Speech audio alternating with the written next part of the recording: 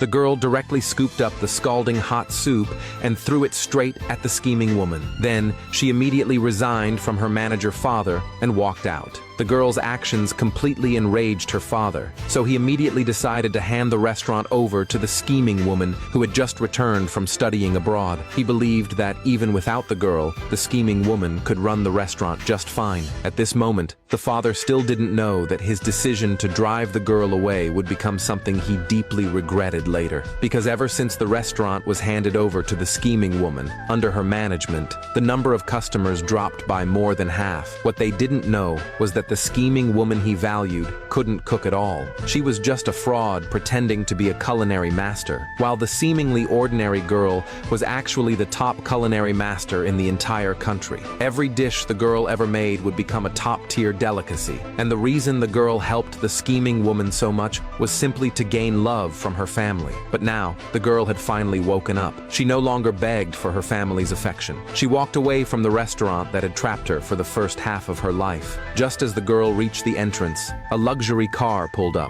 Out stepped a top tycoon from the car. It turned out the CEO had long known about the girl's culinary legend, so as soon as he heard she had resigned, he rushed over right away. He wanted to partner with the girl to open a restaurant. Afraid the girl might worry about funding, he promised to cover all the costs himself. The girl was moved by the CEO's kindness. She thought of how she had pushed the restaurant into the nation's top 5 by giving up her title as culinary master, and had even fallen seriously ill. Yet in the end, all she got was insult and slander from her family. The girl agreed to the CEO's request to open the restaurant together. Her only condition, it must open directly across from her father's restaurant.